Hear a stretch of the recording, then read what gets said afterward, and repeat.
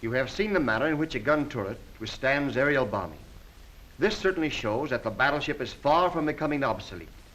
In spite of new forms of aerial attack, the battleship still performs a valuable function in both offense and defense. To damage a battleship, the attacking planes must hit a very small target while flying at high speed, probably in the teeth of a hail of anti-aircraft gunfire.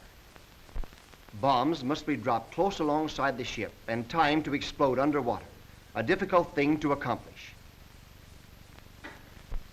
An aerial bomb making a direct hit on the battleship gun turret does practically no damage. This structure is one of the strongest parts of the battleship, not only because it is so heavily armored, but because of its engineering design as well.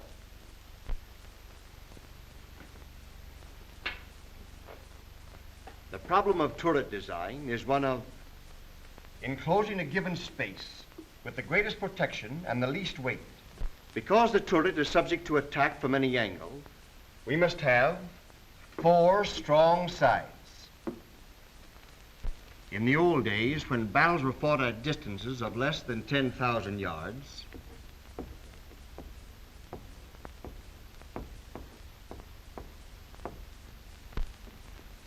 and when there were no airplanes to drop bombs, the sides of a turret alone were enough. That's all they needed to protect the old forts. But today we must guard battleships against shells from 30,000 yards and over.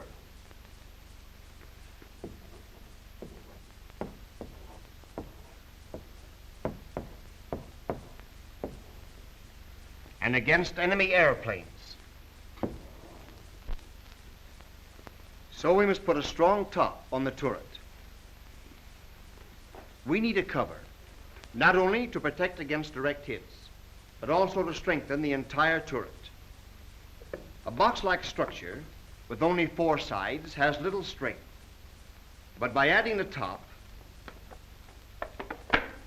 and a bottom, we increase its strength as a unit and the strength of the sides as well.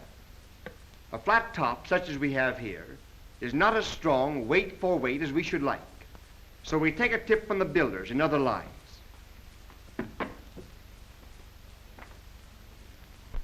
When Mother Nature makes a natural bridge, she isn't trying to get the strongest construction, but sometimes she does build a perfect arch.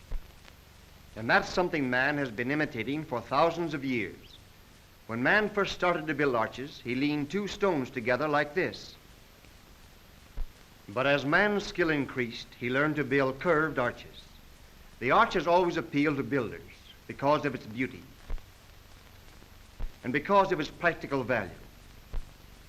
Today, as in ancient times, the arch is widely used for decoration in beautiful buildings and where great strength is required.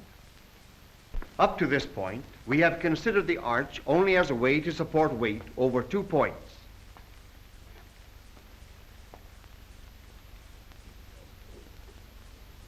But if we spin an arch like this, we have a special kind of arch, which we call a dome. The dome covers an area instead of 2 points.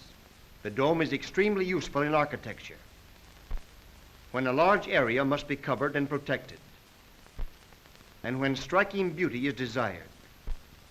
All over this round world, the strongest and most beautiful structures have their finest expression in the dome.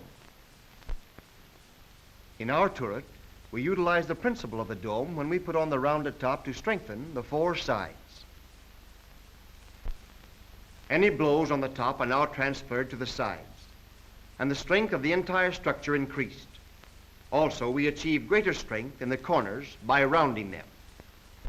As a result of this design, the turret is almost invulnerable. In all probability, it will withstand far more violent attacks than it will ever meet in service. Of course, an automobile is not a gun turret, and the motorist is not a gunner's mate. But when automobile engineers design a body for a modern motor car, they're up against some of the same problems that are nightmares to the gun turret designer. He's concerned about protection against severe shocks and strains, and so are they.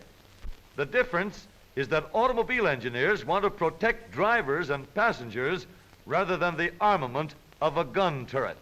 In the up-to-date motor car, the sides, top, and the bottom are all tied together for strength and rigidity, and the top is rounded in a solid steel dome-like construction just like a modern gun turret. This gives greater strength at every point.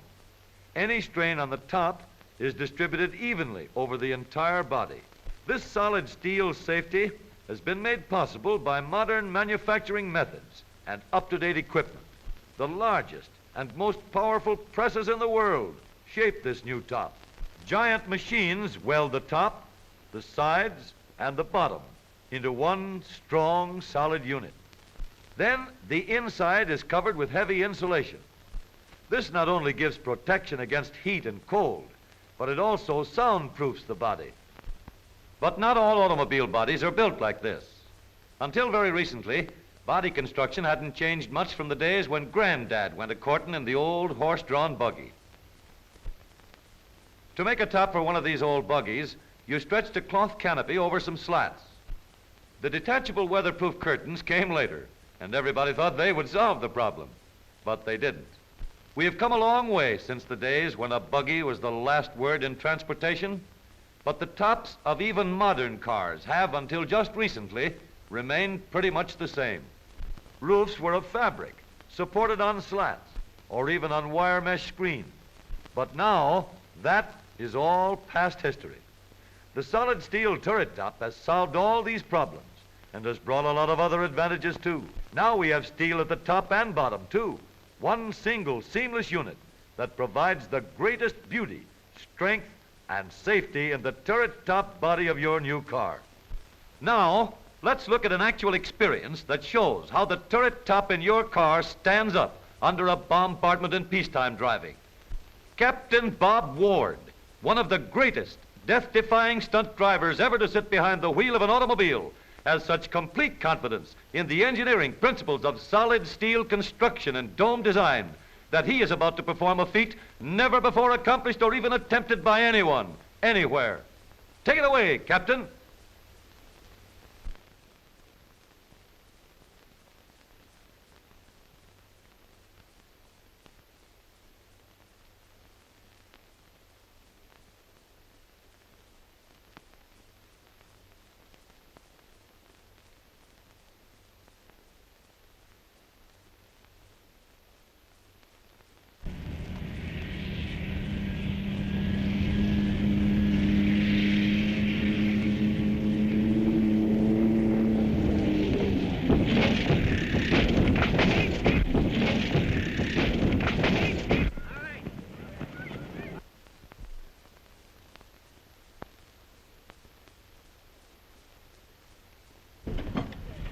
Watch yourself, Bob.